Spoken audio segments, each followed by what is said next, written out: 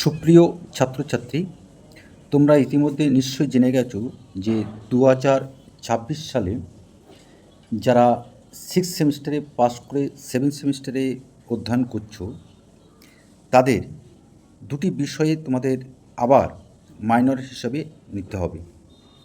অর্থাৎ প্রথম, দ্বিতীয়, তৃতীয় সেমিস্টারে তোমরা যে বিষয়গুলো অধ্যয়ন করেছিলে, যারা মেজর উইথ রিসার্চ অর্থাৎ অনার্স উইথ রিসার্চ নিয়ে যারা পড়াশুনো করছো, তাদের কিন্তু এই দুটো সিলেবাস নিয়ে আবার পরীক্ষা দিতে হবে।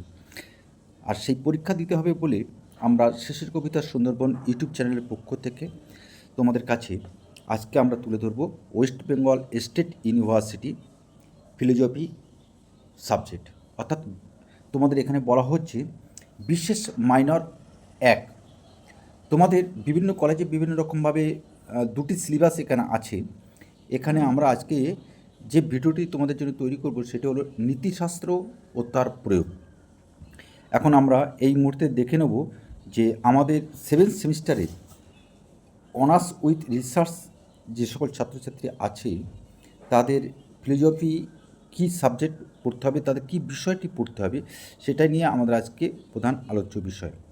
তো এই মুহূর্তে যারা আমাদের শেষের কবিতা সুন্দরবন ইউটিউব চ্যানেলের যে বৃহৎ পরিবার, যে পরিবারটি state university, Calcutta university, presidency university এবং গৌড়বঙ্গ ইউনিভার্সিটি এবং সবচেয়ে বড় ব্যাপার আমাদের পার্শ্ববর্তী দেশ বাংলাদেশের অসংখ্য শিক্ষানুরোগী ব্যক্তি আমাদের এই চ্যানেলের পাশাপাশি আছেন এবং আমাদের দেখেন। এই মুহূর্তে আমরা যে সময়ে আমরা এই ভিডিওটি তৈরি করছি, এই মুহূর্তে কিন্তু আমাদের 12,600 ছাত্রছাত্রী আমাদেরকে ফলো আপ করছেন। এটা কিন্তু শেষের কবিতা সুন্দরবন ইউটিউব চ্যানেলের একটা অন্যতম বিষয়, গুরুত্বপূর্ণ বিষয়, এবং শুধু গুরুত্বপূর্ণ, এটা একটা মাইল ফলক হিসেবে বিবেচিত হয়েছে বলে আমরা মনে করছি এবং এটা সম্পূর্ণ কৃতিত্ব কিন্তু তোমাদের, আমাদের কিছু নয়। আমরা কেবলমাত্র সাহস এবং উৎসাহ পাই একমাত্র তোমাদের অনুপ্রেরণা, তোমাদের সহযোগিতা, তোমাদের ভালোবাসা ছাড়া কিন্তু এটা কোনো মতেই সম্ভব হয় না। আমরা এবার দেখাবো যে 2026 সালে তোমাদের মাইনর হিসাবে যে সাবজেক্টটি তোমাদের পড়তে হবে সেটি আমি তোমাদের কাছে তুলে ধরবো। তাই একটু তোমরা অপেক্ষা করো। আর এই মুহূর্তে যারা আমাদের চ্যানেলে নতুন এসেছো, তারা অবশ্যই আমাদের চ্যানেলটি সাবস্ক্রাইব করে আমাদের পাশে থাকবে, এইটুকু আশা রাখি, এবং তোমাদের বন্ধুদের মধ্যে অবশ্যই একটু শেয়ার করে দেবে, এইটুকু প্রত্যাশা তোমাদের কাছে আমরা শেষের কবিতা সুন্দরবন ইউটিউব চ্যানেলের পরিবারের পক্ষ থেকে আমরা করতেই পারি। তো আমরা দেখে নেব যে আমাদের সিলেবাসটি কী আছে। আমরা ইংরাজির সাথে সাথে কিন্তু আমরা বাংলাটাও বলে দেবো তোমাদের কাছে, যাতে তোমাদের সুবিধা হয়।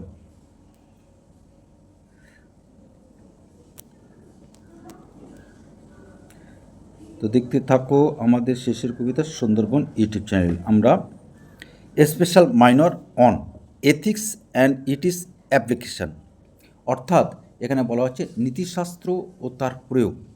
এখানে তোমাদের পড়তে হবে ইউনিট অনে nature of applied practical ethics, অর্থাৎ ফলিত বা ব্যবহারিক নীতিশাস্ত্রের প্রকৃতি।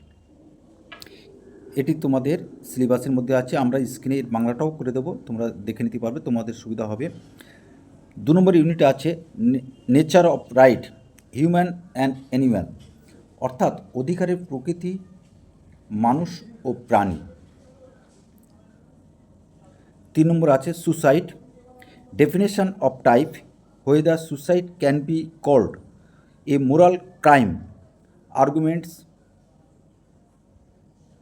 ফর অ্যান এগেনস্ট সুসাইড, অর্থাৎ আত্মহত্যার সংজ্ঞা ও প্রকারভেদ, আত্মহত্যাকে কেন নৈতিক অধিকার বলা যায় কি না, যুক্তি তর্ক, এবং আত্মহত্যার পক্ষে এবং বিপক্ষে যুক্তি। এটি প্রধানত আমাদের মাইনর সিলেবাসের পড়ানো হয়, সম্ভবত 5th সেমিস্টারে এটা পড়ানো হয়, যারা মাইনর ফিলোজফি সাবজেক্ট নিয়ে তারা পড়াশুনো করেছে। তো আমাদের প্রশ্নপত্র সবই রেডি আছে, একদম অত্যাধুনিক পর্যায়ে। আমাদের প্রতি বছরই আমরা নোটস রেডি করি।